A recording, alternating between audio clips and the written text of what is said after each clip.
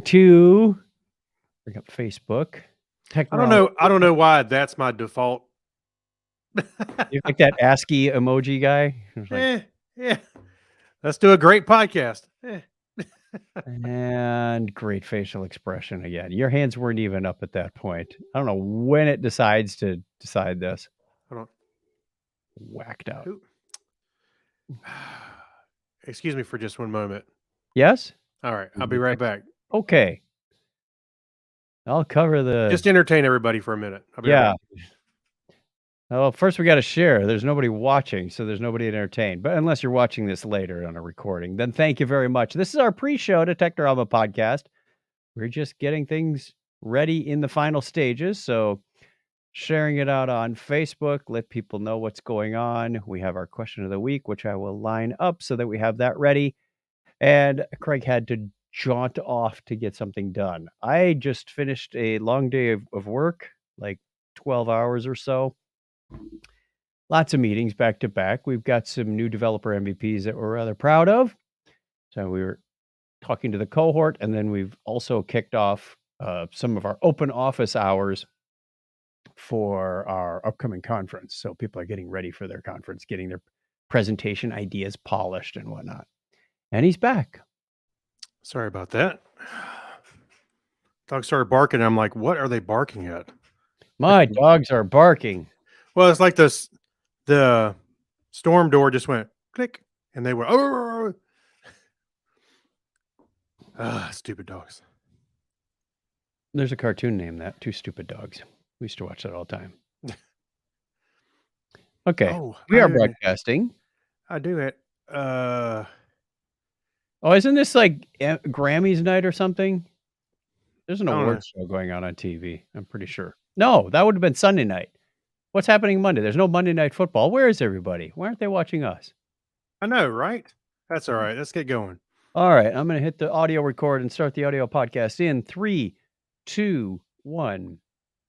Technorama episode 699 for January 25th, 2023. Why does that date sound really familiar? Because it's on the calendar every year. Computer geek versus nerd.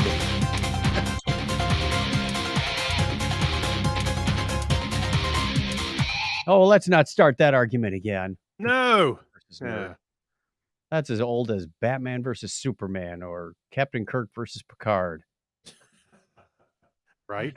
Doesn't work that way. Hey, welcome to Technorama, the show that takes a lighthearted look at tech, science, sci-fi, and all things needle nose pliers. Whoa.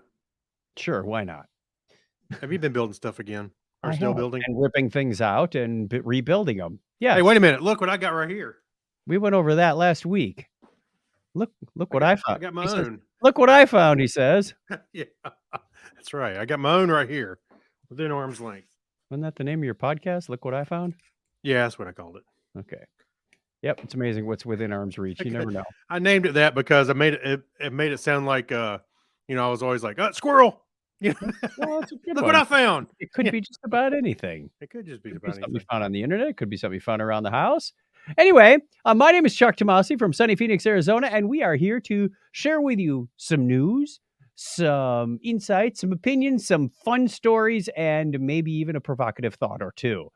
We're just here to nerd out on a few stories we found over the week, and we do this every week. Normally Sunday nights at, what's our new time, 7 p.m. Eastern?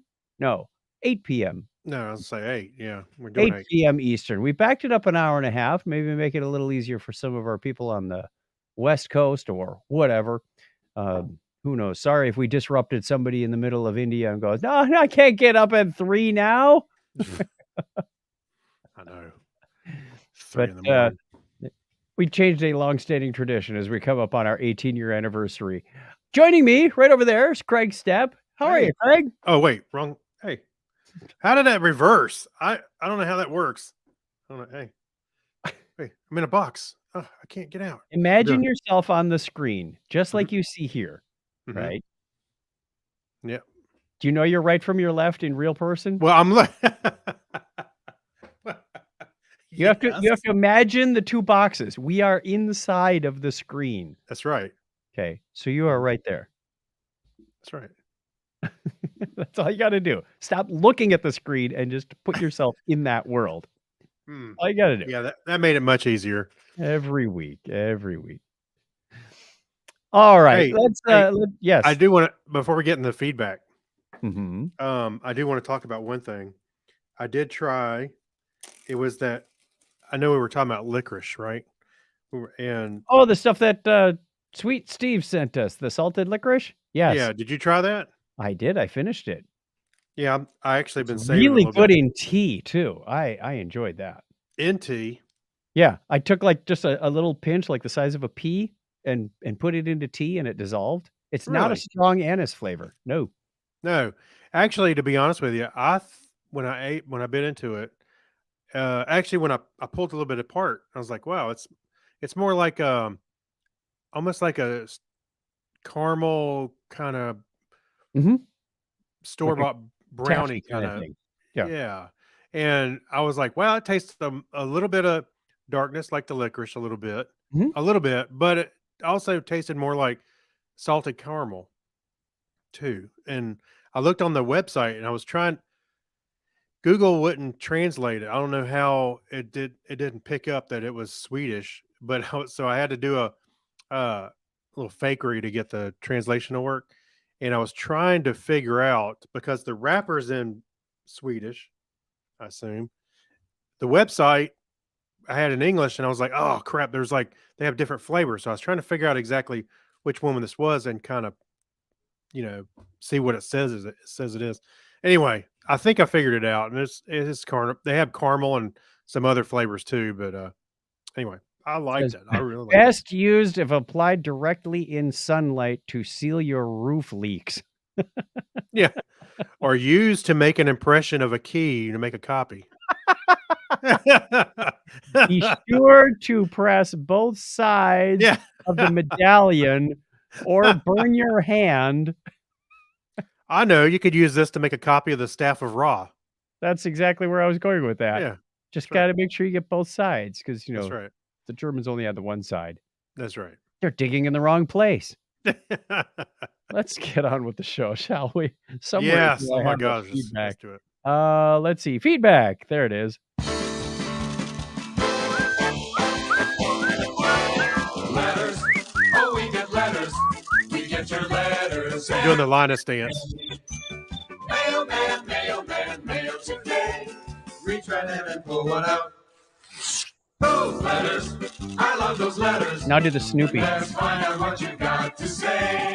Oh boy. Mailman. You gotta get the, you gotta get the feet. I going. gotta get up and do it. I am doing the feet, but below the desk.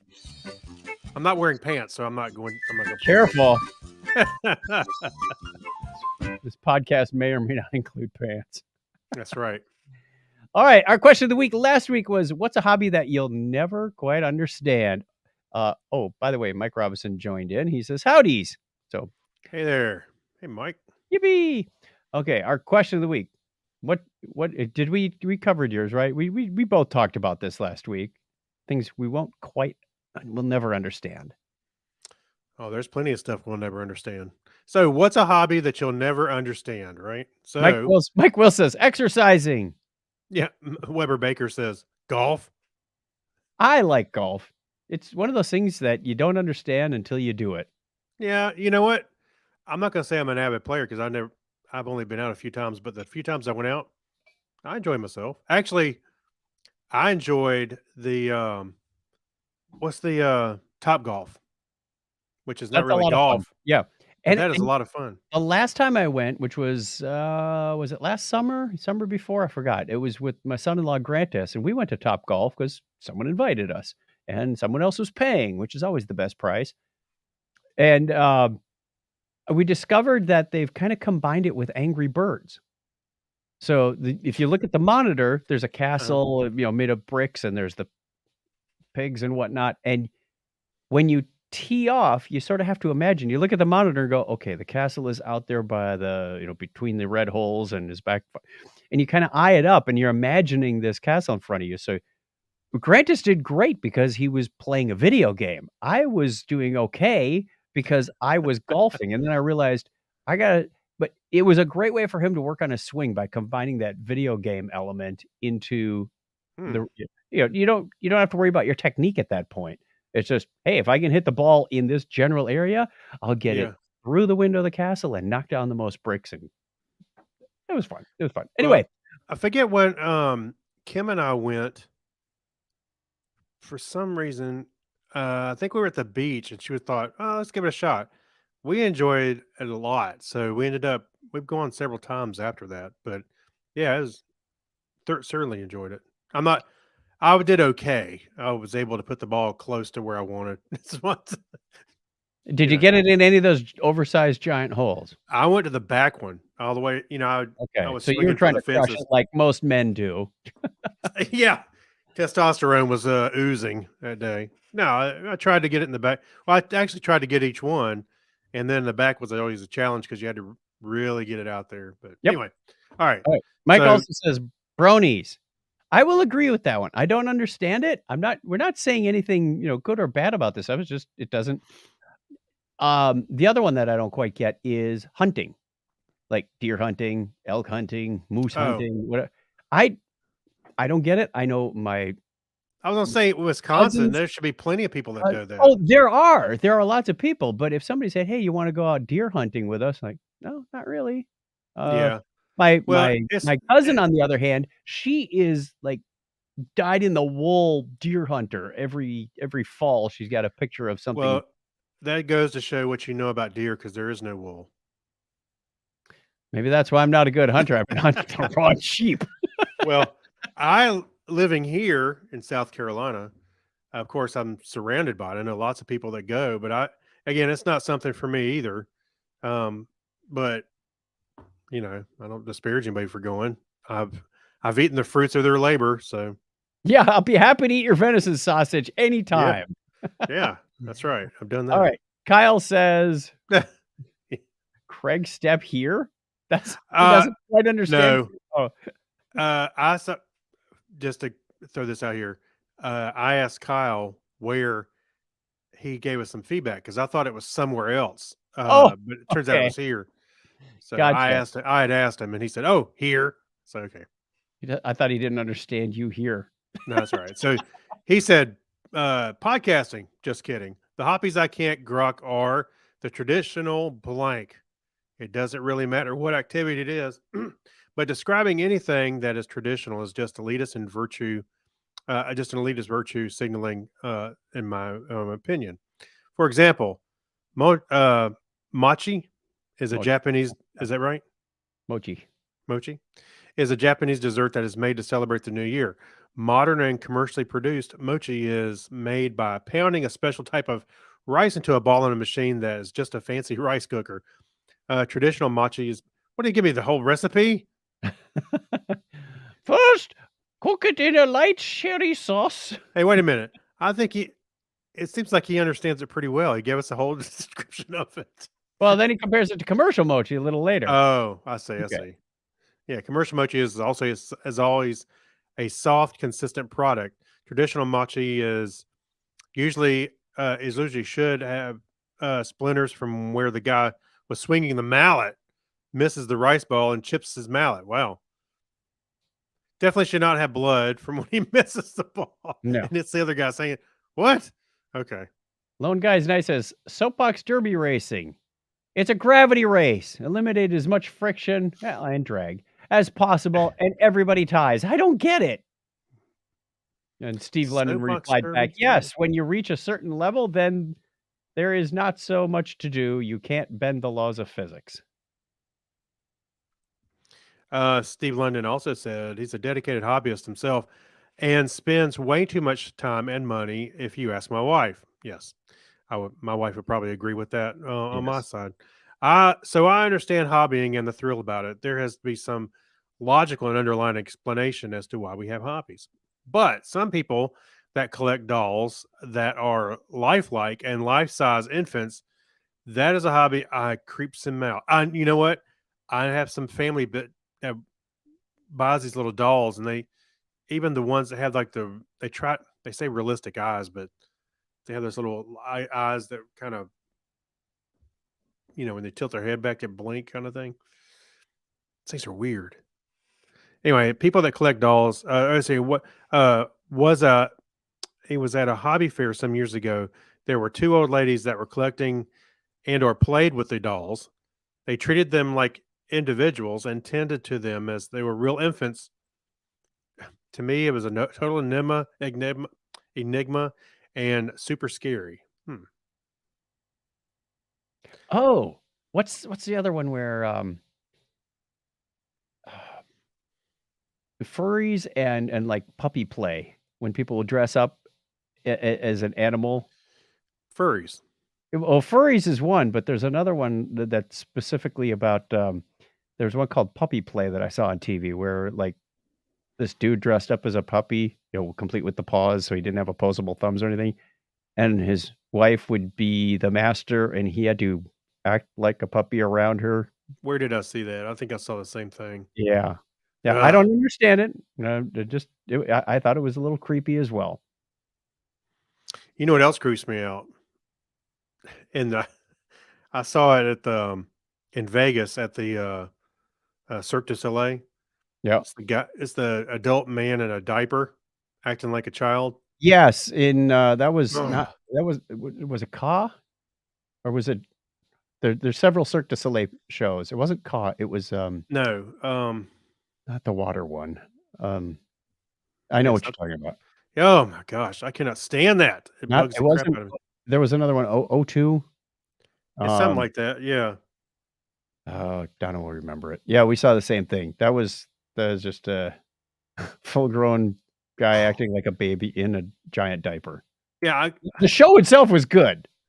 Don't get us wrong. When he came out, I was like, I couldn't look. It was yeah, I was like, oh my gosh, it was just bugging the crap out of me. Enough I wanted to get up, but I didn't. I wanted to see the rest of the show. But all right, let's move on. I think that was it for the feedback. We also got a text message. I think this is our very first official text message. Yeah. And it says, testing. What type of pasta would make the best wearable clothing? There's a pun in there somewhere. I'm searching for it. Bow tie pasta. Boom! That's it. Bow tie pasta. It's hanging right in front of me. I was going to say tuxedo, but yeah, you're right. We had that when I was out in Vegas last week for the keynote. We broke for lunch real quick, and we went through the buffet line and scooped them into our little cardboard boxes. And I told everybody in line with me, I said, try the bow tie pasta. It's really good. I laughed. The bow tie pasta. I might be biased, but this is the best bow tie pasta I've had. Right. We also got a YouTube comment, which I thought was interesting.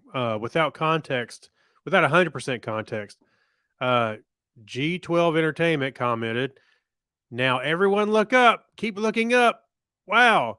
Camera stays on the host, looking amazed at what he's seeing. Well done. Head shake and forehead slap." Now, this is the Star Trek Experience video we did about 10 years ago. No, that was 2008. That's coming up 15 years ago, Craig. I don't know why it said YouTube said it was posted 10 years ago, but maybe you uploaded it. We moved it. I think we moved it. Yeah, we charted our channel. But I think he's referring to the part in the video where we're on the transporter pad, and they're showing how the transporter was made. Yeah, in April, our friend April is showing us how the magic works, and there's a big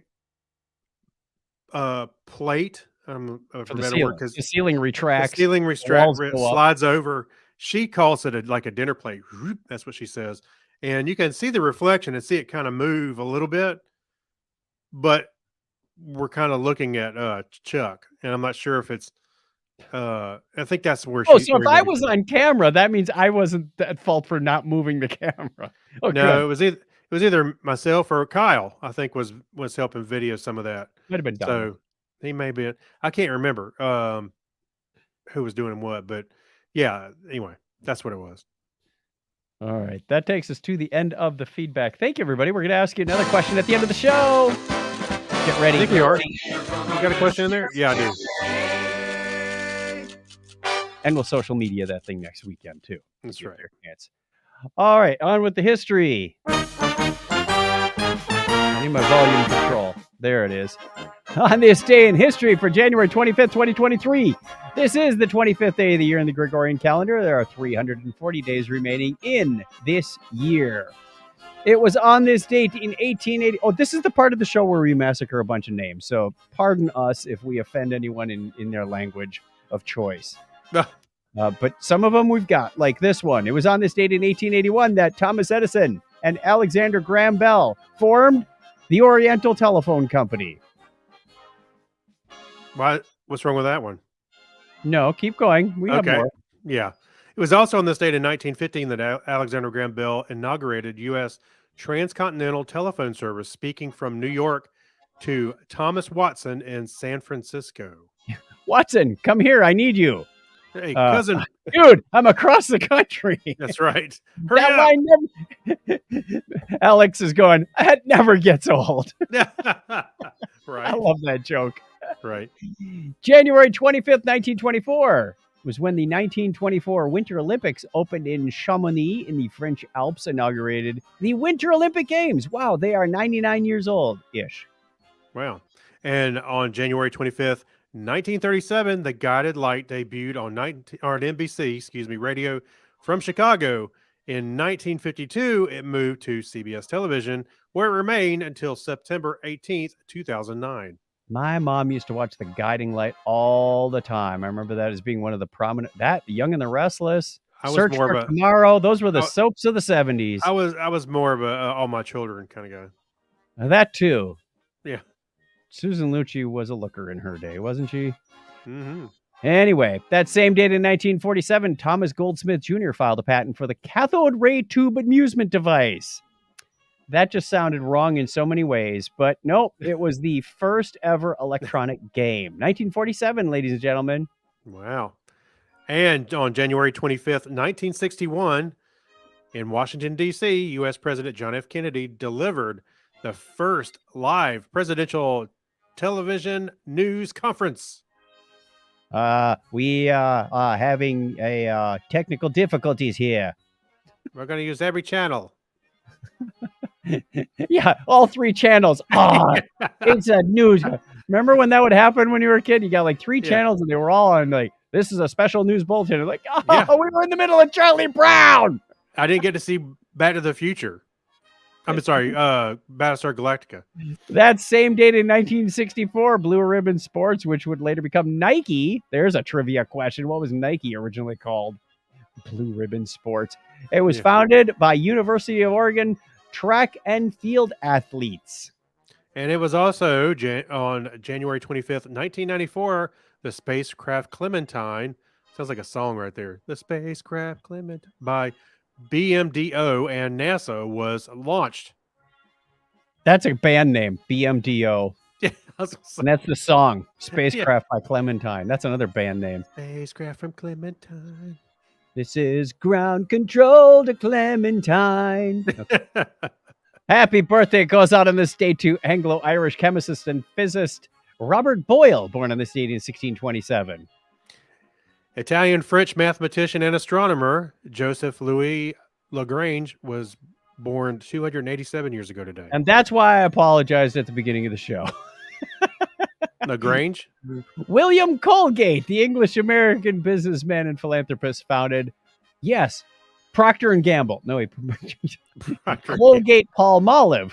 He was born 240 years ago today. An English novelist, essayist, short story writer, and critic, Virginia Woolf was born on this date in 1882. Who's afraid of Virginia Woolf? Virginia Woolf, Virginia Woolf. No. Russian Belgian chemistist and physicist, psychicist. That's about like trying to read that essayist. It's got a weird word. Don't say dirty words on this show. No. Also, a Nobel Prize laureate. That's the important one. Ilya Prigogine was born 106 years ago today. It's Russian, so I get a pass. Yeah. American physicist and academic Samuel T. Cohen was born on this date in 1921. American computer scientist and author Molly Holzschlag is 60 today. And last but not least, president of the Ukraine and actor Volodymyr Zelensky was born on this date in 1978. Hey, you know who he's got the same birthday as you? He sure does. He's just a little younger. Thank you, Volodymyr. Did you send him a card this year? We I need to did, do but that you every know the year. mail's not reliable over All right, there right the now. music's running out, so we got to finish Okay. up. January 25th is, of course, Craig Stepp's birthday, right over there. Will the Yay. Computer Guy is on the 26th. Mark in Memphis on the 27th. Also on the 27th, Chip Burkhead from the Scotchcast. And on the 29th, listen to the music. Oh, no, I thought it was going to get finishing touch. 29th, Sarah P. from NJ, who was born in OK, moved to VA, married Brad P., moved to NJ, and now is back in VA. And they travel to LA every once in a while. It's a whole resume right there. Put that on your Yeah. LinkedIn profile and smoke it. That's the way it was on this day in history for January 25th, 2023. There it is. If you want to be on the birthday calendar, Craig's going to put up a lower thirds thing for you. You can go over to chuckchat.com/birthday, and we'll give you a shout out at the appropriate time of year. If it's your birthday and you're not on the calendar, we wish you all the best. That's called stalling for time. But, you know, Stalin, he's not so popular anymore. No. Was he ever? I don't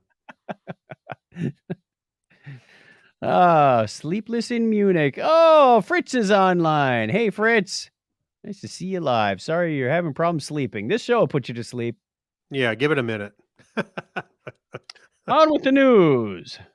Oh, great news, everyone. This is great news. Boston Dynamics, who makes, the robot dogs and many other robots that do dog or human-like things, has taught their Atlas robot, that's the white humanoid one, to grab and retrieve your heavy tools and even toss them around. There's a video of him going around, even does like parkour. It's crazy. It's kind of like a mock construction site, with some scaffolding. And the guy's up on top going, bam, bam, bam. Oh, darn, I forgot my tools. Pulls a little remote. Yeah. And the robot down, a couple levels down, comes to life and starts hopping around, puts a board down so you can cross this gap. It's really fairly impressive.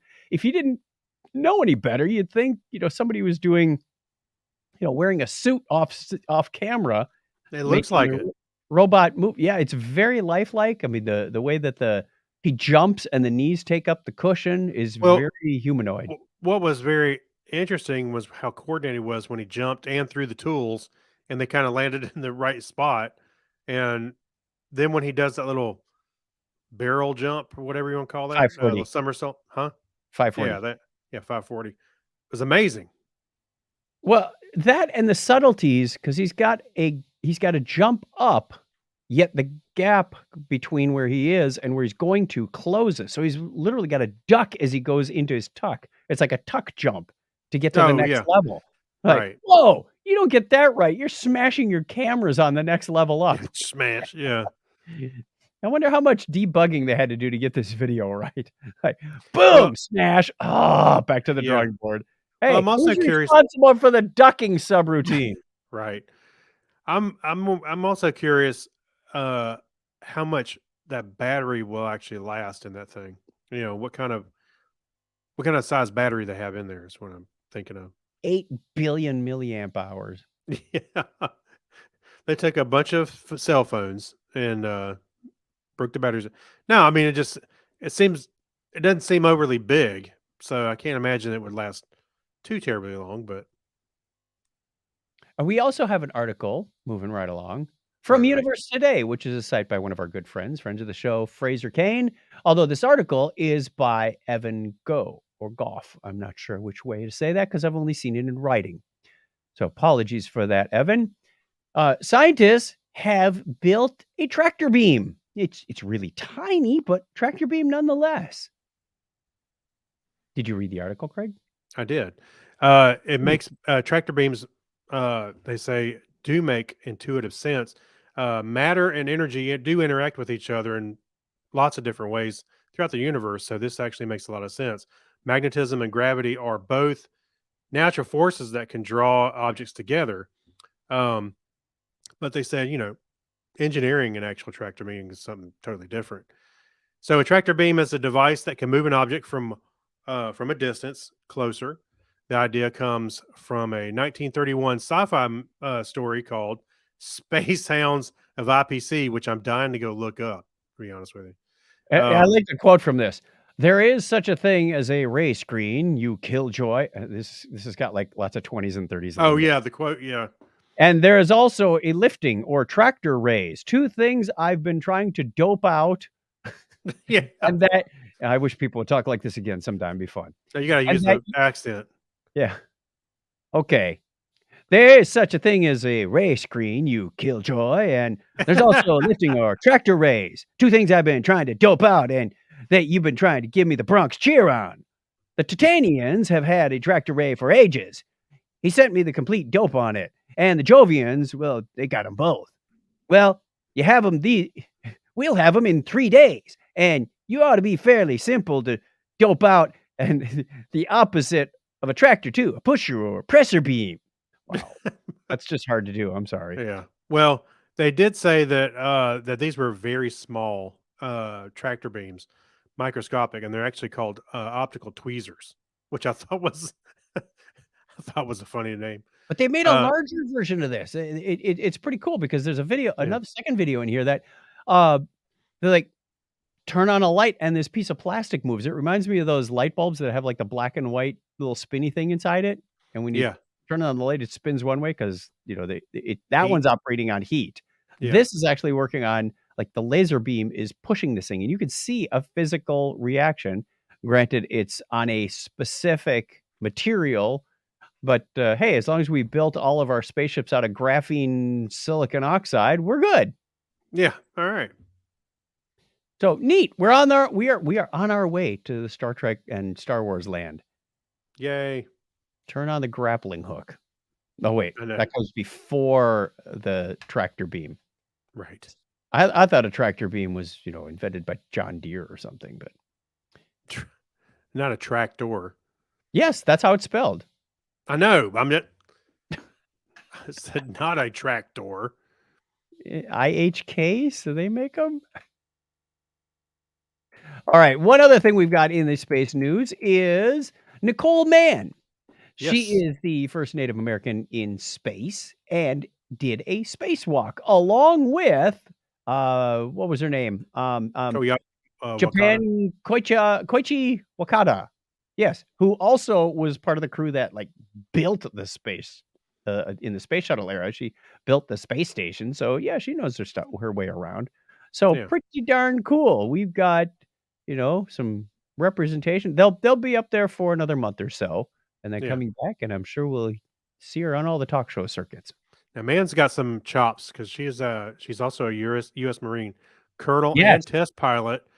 And she flew last fall, I think is what they said. She rocketed into orbit last fall. Yep. She is a member of the I'm gonna say this Wayalaki. There you go. I guess that's right. Of the Round Valley Indian tribes in Northern California. Excuse me if I didn't get that right. She said they said that she should be coming back in about a month or so. She's going to be up there for a little bit. Yay! That's cool. Yeah. All right, one more about space. We should just call this the space news section now because it seems like Space. Well, I like space. Don't you like space, right? yes, I like space news. There are other wonderful podcasts out there that will go into it much deeper. With much more expertise background. We're the fanciful armchair astronaut. And they also know what they're talking about. But we have an article from Reddit that Buzz Aldrin, who is still alive, he's 93 years old as of January, what was it, 23rd, 21st? It was fairly recently. Mhm. And on his 93rd birthday, he married his longtime love. And if you look at his Twitter pictures, she looks like she's half his age. Well, when you're 93, half his age is what, 48 or something? Hey, I got news for you. Everybody's half his age. You're pretty old when you're half Buzz Aldrin's age. Yeah. That's nice Right. that he found his love, got married, and got 2 weeks to live. I'm just kidding. Actually, you know what? What's sad is I'm almost half his age. That's right. See, I told you, you're pretty old if you're half the age of Buzz Aldrin. Right.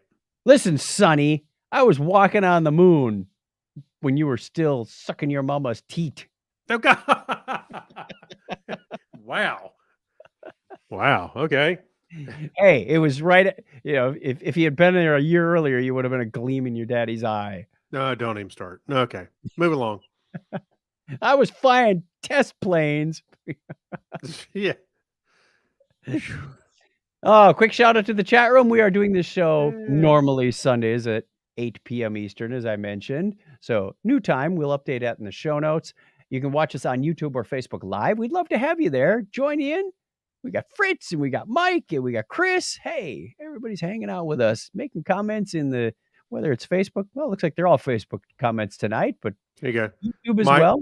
Earlier, Mike said he couldn't understand crystal meditation. I thought that was the name of a band. No, that's Crystal Method. No, that's the drug. Crystal Blue Persuasion. That's a song. I right. can't figure it out.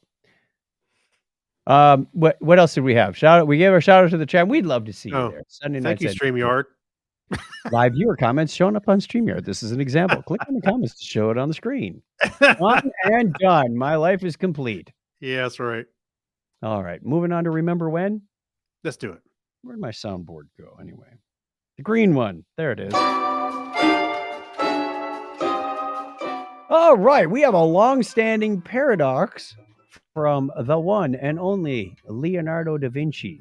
Well, it's finally been solved. One of the things he noticed was when bubbles go up through water, some of them go straight up and some of them tend to wobble or zigzag or even go in a spiral. They've got different patterns and he couldn't figure it out. Well, it's been 500 years now, and scientists believe they have an answer. Thank you, computer simulations, for helping. I'm glad they didn't have anything else to solve. They could work on bubbles. I want research grants for stuff like this. Yeah. Why men can't see laundry baskets? Why are pigs' tails curled? Well, that's because they get up in the morning way twirly. Oh, God. Oh, boy. Have we broken the podcast yet? Yeah. Let's just close it up. Let's go All home. right. Where is this? It says the motion of bubble in water plays a central role in the wide variety of natural phenomena and the chemical industry to the environment, says authors Miguel Herrada and Jens Eggers. Where is the answer to this? It is further down. Indeed, bubbles are so ubiquitous in our daily lives, they can easily seem to forget that they are dynamically complicated and often tricky to experimentally study. Rising air bubbles in water are influenced by a host of intersecting forces, such as fluid viscosity, surface friction, and any surrounding contaminants that contort the shapes of the bubbles and shift the dynamics of the water flowing around them. Now, this brings me back to a lot of memories because my family was big into scuba diving and I was a scuba diver for a while. Yep. And oftentimes I would sit on the surface as bubbles came up, whether they were shallow bubbles or deep bubbles. Sometimes these bubbles would have to come up 100 feet before I got to see them and interact with them. And I often noticed that the larger ones, they made this very wobbly motion and usually just a few feet below the surface, they would break apart into smaller bubbles. So I think they look like mushrooms, like jellyfish coming up. yeah, or mushroom caps. Yeah.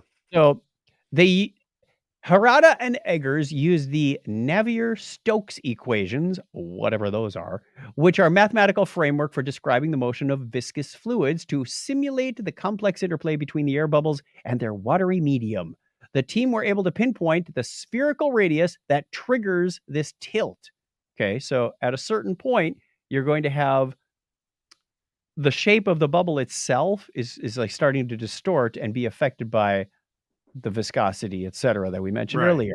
Mhm. They said it is 0.926 millimeters, which is about the size of a pencil tip, and described, well, my pencil tip is a lot bigger because it's a dull pencil, if you know what I mean. Oh, Uh, God. they- No. They Family show. described the It's a possible. family show, Chuck. No, I said my pencil's dull. It's a metaphor for don't understand all these physics things. You keep that idea, get your mind out of the gutter. Well, you did that last time and see what happens. What? Okay. All right. And they described the possible mechanism behind the squiggly motion. We're just going to call it squiggly motion, and that's as far as we get with my dull pencil. Yeah. So, yes, Da Vinci, 500 years. We finally figured out what makes bubbles wobble. Somebody tell him quickly. Yeah, they sent him a tweet. Tweet. Yeah, that's exactly what they did. Send it to the Da Vinci Institute. Now, can we celebrate our patrons? Yes, let's do that. All right. We celebrate our patrons. These are the people that make the show count. They make the show happen. They bring us the funds to bring the show to you. People like Alexis Duran, Amber Elstad, Amy Bowen, Abner Braverman, Ben Vaughn, Brian Brown, Chris Martinez, Chris MC. Thank you, Dandy Man Coyer, Dean Jensen, Denise Inglis. I think that was 3 thank yous and 3 people. I'm doing pretty good tonight. Gary Lindros, John Clifford, John Noble. I just watched him on Return of the King. He was great as Lord Denethor. Yorga Shrawan, Crazy Joe Adventures, Kyle Nishioka. Thank you, Leon, Mark Kilfoyle, Brad Miller, Mike Wills. This space for rent? ? Saturday. Wait, no. Apparently, we have a vacancy in the house, and we're willing to fill it up for as little as $1 a show. Saturday Morning Media, Stephen Weshy, Steve Therian, Steve Cody, Steve London, and Tim Cook. We love our patrons. We celebrate them because they found it in their hearts to find this show valuable or funny or something that Or they go. Or they just Hey, found it on the street, on the sidewalk. I said, hey, Apple, pick me a random podcast. And whoa, Yeah. holy obscure podcast. This came up. They found this show on the bottom of their shoe. It was stuck to it, and they couldn't get rid of Fritz said, the John Noble? It's our John Noble and our right. Tim Cook. If you want to be part of this crew and be celebrated with not only your name emblazoned across our podcast halfway through the show, but also get a special episode, kind of a behind-the-scenes green room after party thing, you can get that episode as well. Go over to patreon.com/Technorama podcast. Viewers will see it on their screen. Listeners will hear it again. Patreon.com/Technorama podcast. And that's all I'm going to say about that. Thank you. All right. Okay. Somewhere I have a stop button. There it is.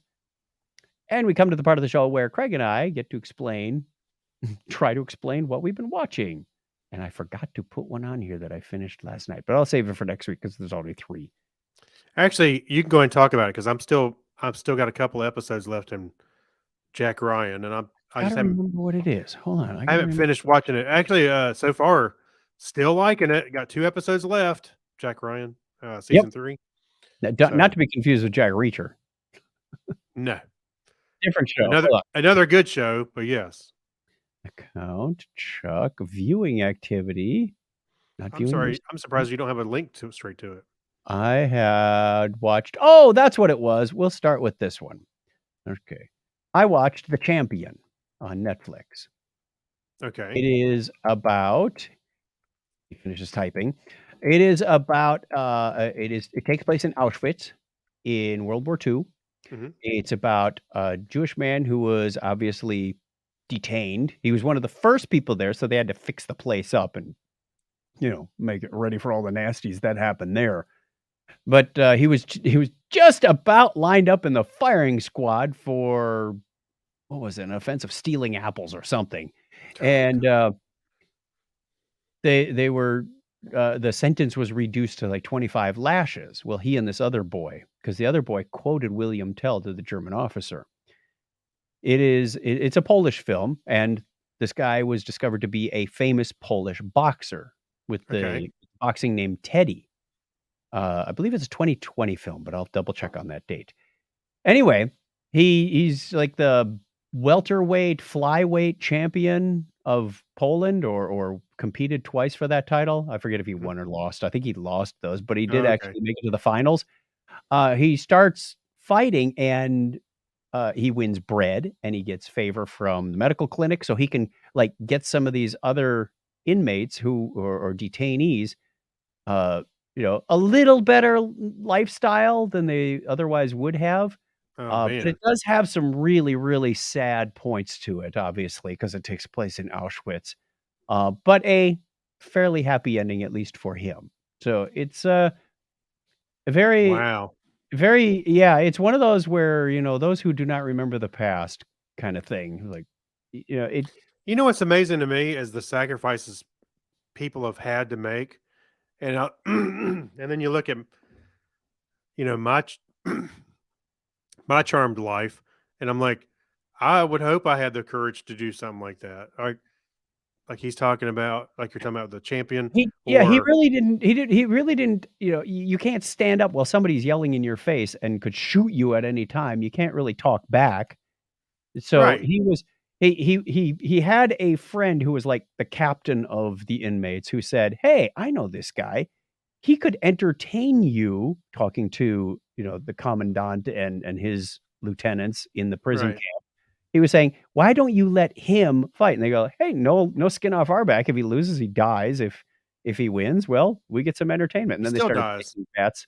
Um, Yeah. but yeah, The Champion on Netflix. Other one I watched was a Christopher Nolan film. No, Christopher who played Batman? Christopher What? who's the guy who played Batman? Anyway, Which one? Which one? Oh, Christian Bale. Christian Bale, that's it. Christian Oh, Bale was in a movie. I was like, who are you Christian talking Bale about? was in a There's like movie called 15 people. it's called Adam right, yeah. West. Who played yeah, it was Adam West. The Pale Blue Eye on Netflix. Right. It's a story. It's not based on an Edgar Allan Poe, but Edgar Allan Poe was in this. And it's about this detective back in the early days. I think it was like when West Point was new. So Right. it's really olden timey thing. Back when actually Edgar Allan Poe was a cadet at West Point in this story. I don't know if it was in real life or not, but it lent itself well. And Christian Bale's character is sent to investigate the death of one of the cadets. Hey, we found this guy hung. He looks like he hung himself. And then another cadet says, I found him. His feet were touching the ground. How did he hang himself? There are all these questions around how he died and why he died. And then another one dies. Like, ooh, this is getting weird. Maybe it's these satanic cultists, et cetera, because they cut out his heart. Well, his heart was there when I found him, but then when he went to the morgue, it was gone. And they lead you down this trail. And for the longest time in the movie, you're like, we're getting clues, but I'm not putting this together at all. And then, of course, Christian Bale finally puts it together. But then there's an excellent twist at the end. So I'm not going to ruin it for you. It's a really good story. I liked The Pale Blue Eye. That was really good. All right, because that's on my list to see. That's one we Yep. check it out. It kept coming up. It was like recommended. Like, all right, I'm going to watch it. Stupid. It took a while to get going. I think it was like a 2.5 hour, almost 3 hour movie. So buckle in, but it's worth the ride. I also started watching a new series called Chef's Table Pizza. Okay. I'm not normally into these. It's like a little documentary where they go around and say, hey, let's talk to, they do like a 45, 48 minute segment just on one chef and how he established himself in the pizza industry and how they're made. The first episode was on, was it?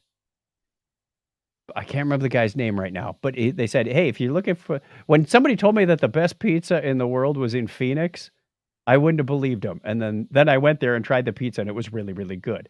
Apparently this guy like reinvented pizza somehow by using locally sourced ingredients. He said, why are we buying this asparagus from France when we can grow asparagus that's perfectly fine right here in Gila Bend or, wherever it is just down the road. Yeah, in the nice luscious green fields in Phoenix.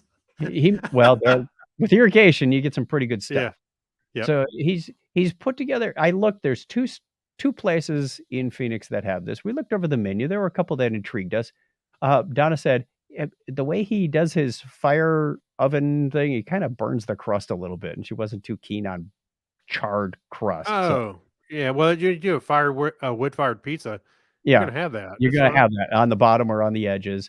Yeah. But it looked really good, and all through the show, you're going, I want pizza.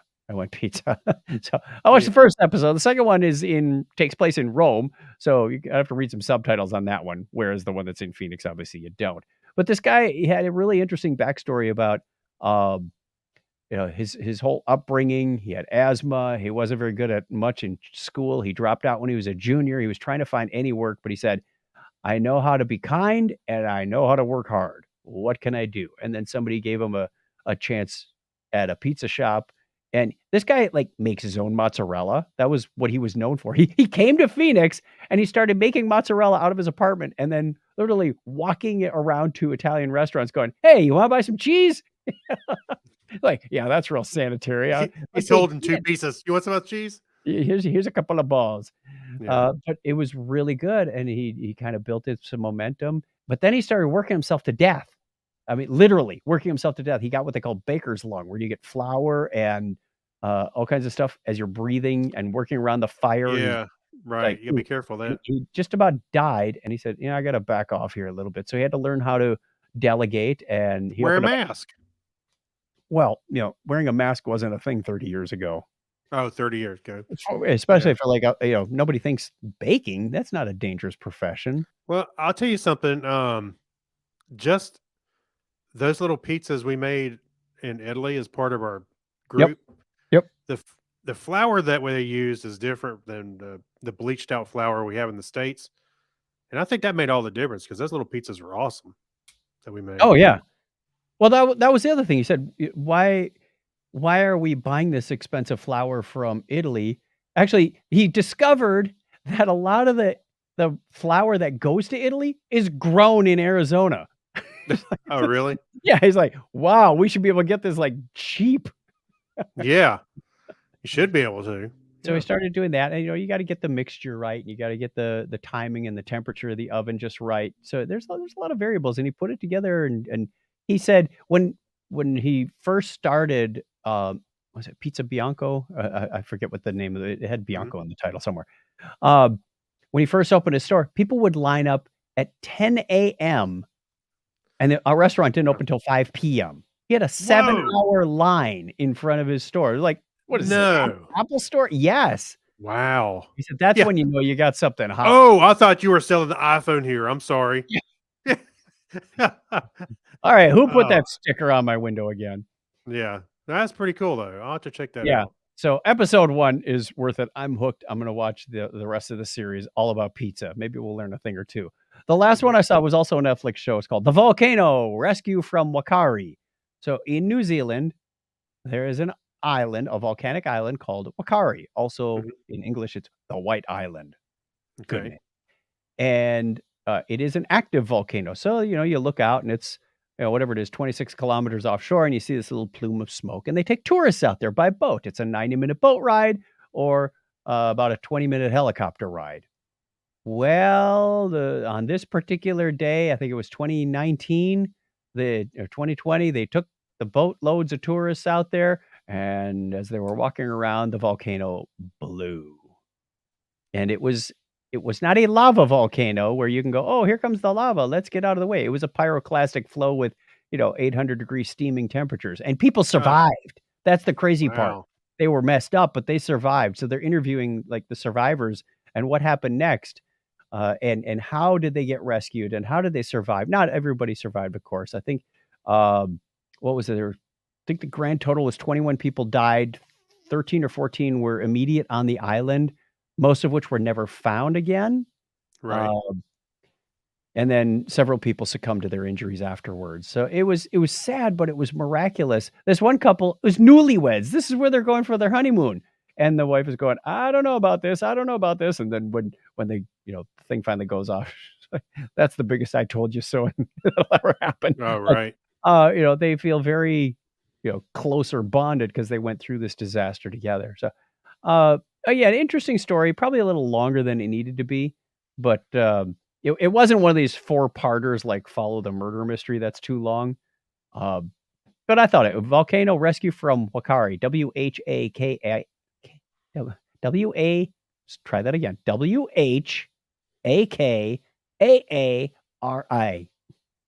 Wakari. There was one guy in this that I didn't quite understand what his point was. He was a Maori guy, so he had the tattoos on the face and whatnot. And they kept cutting the camera to him, but he didn't really have anything to do with the story. He wasn't on the island. He didn't run a charter. It's like he's the chief of the Maori, and he goes, that morning, it's like I felt a disturbance in the force. Like, What, did you warn anybody? Yeah,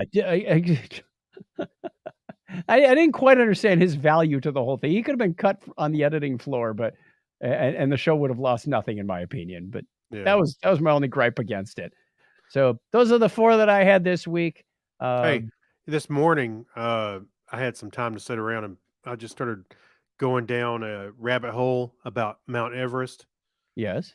And it started off on Reddit. I saw it. You talking about the volcano reminded me a little bit about this. And it was about a guy named George Mallory. You ever heard of him?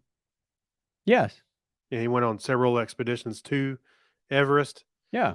And his body, he died on the mountain. Yep. And on Reddit, somebody had linked to a story where they found his body, and there was a picture of it, which he was face down, and he's been there for almost 100 years, Yep. and he's sitting there, and you can see he's buried under the rock, but you could see his body was still intact because of the cold and the Like climate up Otzi the there. Iceman. Oh my gosh! And there were the little Probably a video. little It better was an than old, Otzi because Otzi was well, like 5,000 years old.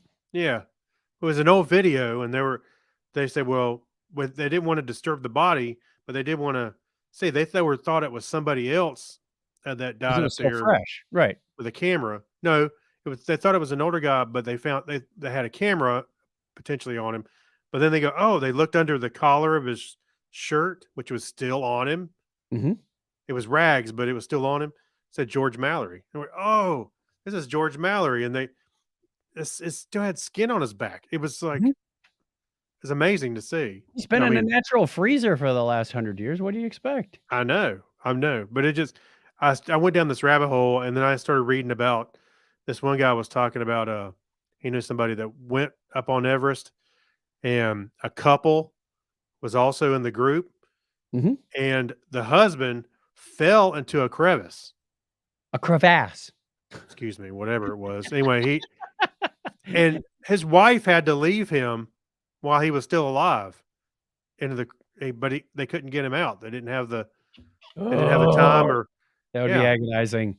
Yeah, they said that she was wailing and crying, and it was agonizing to hear. I was like, I bet it was. Can you imagine having to leave your loved one because you don't have the time or the materials to actually go down there and save them? Save I don't know. yourself. Go on without me. No, I can't do it. That's just There's a mind Netflix special. Again, it's just mind blowing. You have to make this kind of decisions, but Death on the Ice, coming this fall to a theater near you. yeah. All right, let's do our Anyway. question of the week, and then we're on out of here. All right. So our question for you next time is, what quietly went away without anyone? You see how I did that? I see what you did there. What quietly went away without anyone noticing?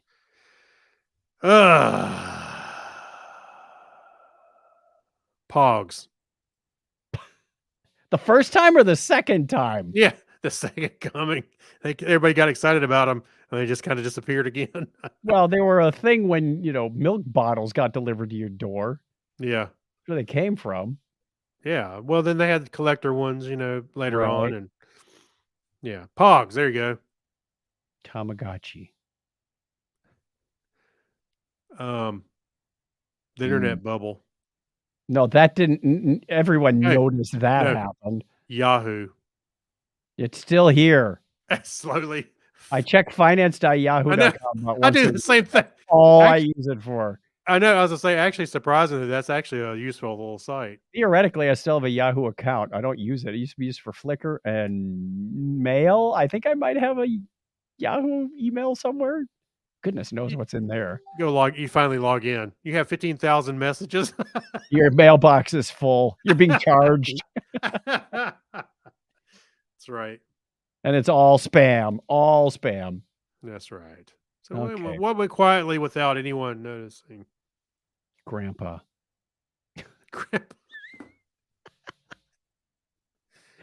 I want to die like Grandpa quietly in my Say, sleep. Tom Not and like the courtesy. people screaming in the back seat. Yeah, I'm gonna sound like an old man now. Common courtesy. Yeah. went away. Common quietly. sense, Common sense. Yeah, it's better. respect.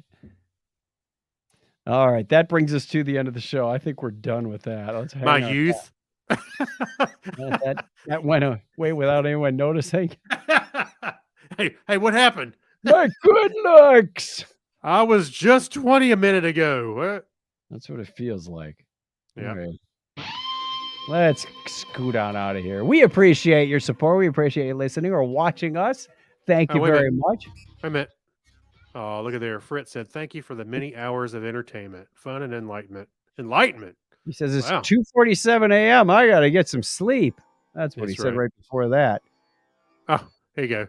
Way to kill the buzz, Craig, from our own dog. I Thanks, know. Craig. Yeah, thanks. We're now going through the comments. Great idea. Hey, if you want to get in touch with us, if you missed the live show, 707-530-2428. Happy Lunar New Year to everybody. Yeah, I know that's it right. might be a little late, but it's like a week-long celebration in my mind. Email us, technorama@chuckchat.com. You can text message us as well on that same number, 707-530-2428. Craig, give us a binary high five and we're out of here. 101. I'm aging as we go.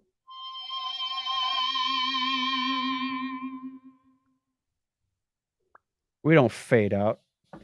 We just fade away. I'm in full control of my faders. That's right. Sorry, I didn't mean to bring everybody down. I was just going down a rabbit hole today and just thinking about trying to make those sacrifices. That's tough, man. Yep. All right, we're going to cut the video now and go and record our Patreon show for our patrons. It should have been out today, but we had a little family thing, so to adjust for Craig's schedule, we recorded on Monday night instead of Sunday, but we will see you again for we didn't even mention that, episode 700 on our next episode. Woo! Are we part of the 700 Club with Pat Robertson? No. No? Oh. No. We're getting into pretty rarefied air. Not many podcasts have done as many as we have. No. Again, we've done a lot, but a lot more than 700. But there's a lot of people who have done more too. So don't. Yeah, well, yeah, people that can afford to podcast as a career, sure. I'd say we're probably in the top 1% of prolific podcasters. Would you? Really? Okay, maybe. Yeah, I think of how many get like 5 shows and quit. Well, what was that the other day? I think I mentioned it to you. I mentioned it to you and Clinton. One guy asked about he lost his show that he thought he was recording. Yeah, he deleted it, formatted the card or something. He says, "Has this ever happened to anybody else?" I said, "Oh yeah, after 18 years of podcasting, it's bound to happen." And he went, 18 years? I've only been doing this 3 weeks. It's like, get used to it. Get used to it. I know. I feel that way every day. Yeah. I just realized something. Okay, cool. Fun. All right. Say goodbye, everybody. Goodbye, everybody. All right. Are you hitting end broadcast or am I? I got it. Okay. You got it. Good night. Bye. Bye.